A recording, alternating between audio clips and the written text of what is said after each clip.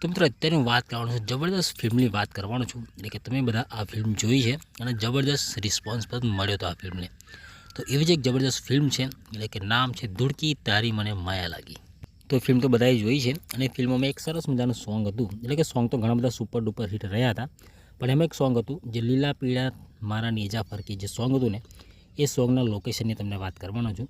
તો આ એમાં મંદિર બતાવવામાં આવ્યું છે, જે સ્ક્રીનશોટ બતાવીશ ત્યારે જ તમને ખબર પડવાની છે. બાકી ખબર નહીં પડે, કારણ કે આ જગ્યા પર તો તમે ઘણા બધા મિત્રો ગયા હશો, પણ તમને કદાચ ખબર નહીં હોય કે ધૂળકી તારી માયા લાગી જે સુપર ડુપર હિટ ફિલ્મ હતી એનું શૂટિંગ પણ અહીંયા થઈ ચૂકી છે. લોકેશનની વાત તમને લાસ્ટમાં કરી લેવાનું છું. બાકી જો વિડીયો ગમે તો લાઇક શેર સબસ્ક્રાઈબ કરવાનું ભૂલતા નહીં. અને આ છે મહાદેવનું મંદિર છે, અને ક્યાં આવેલું છે તમને કહું છું.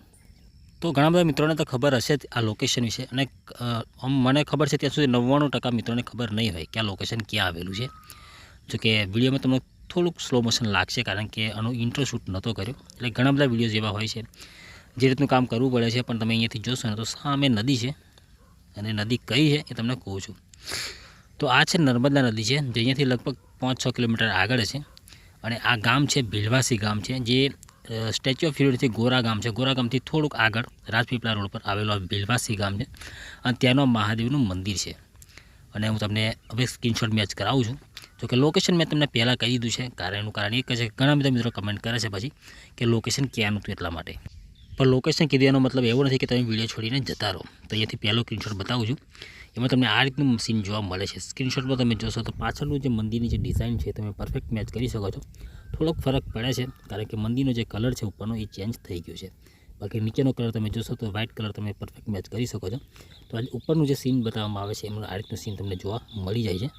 મેં લોકેશન તમને કહી દીધું છે, તો ઘણા મિત્રો અહીંયાથી વિડીયો સ્કીપ કરીને જતા રહેશે. તો પછી લોકેશન બીજી વિડીયોમાં કદાચ લાસ્ટમાં કહેવામાં આવશે, જો રિસ્પોન્સ સારો નહીં મળ્યો તો દરેક ધ્યાન આપજો અને વિડીયો છેલ્લે સુધી જોજો. તો આ સીનમાં તમને નીચેથી સીન જોવા મળે છે. એમાં એક તમને આ જે ગેટ છે, એટલે કે જે દરવાજો છે એ જોવા મળે છે, એટલે મંદિરની તમે ડિઝાઇન છે તમે પરફેક્ટ અહીંયાથી મેચ કરી શકો છો.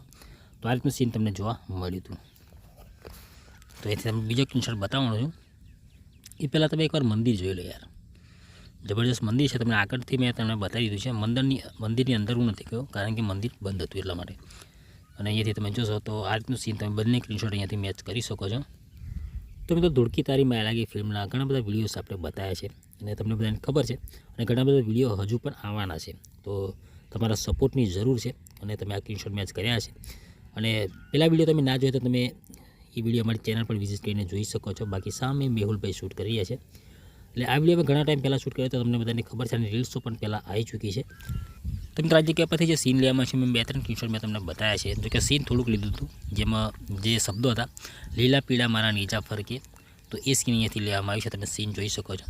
અને એક સીનમાં તમને જ્યારે સોંગ પતી જાય છે ત્યારે અહીંથી પાછળથી નીકળી જતા હોય છે લોકો, એમાં આ રીતનું સીન જોવા મળે છે. જો કે મંદિરનો જે ઓટલો છે એ થોડોક દબાઈ ગયો છે, એટલે કે પૂર્ણ થઈ ગયું છે એટલા માટે. બાકી જો વિડીયો ગમ્યો હોય તો લાઇક શેર સબસ્ક્રાઈબ કરવાનું ભૂલતા નહીં. અને આ જ વિડીયો જો તમે ફેસબુક પર જોઈ રહ્યા હોય તો ફેસબુકને ફોલો કરતા જજો, લાઇક પણ કરતા જજો, કારણ કે દમદાર વિડીયોઝ અને આપણી ચેનલ પર જોવા મળવાના છે.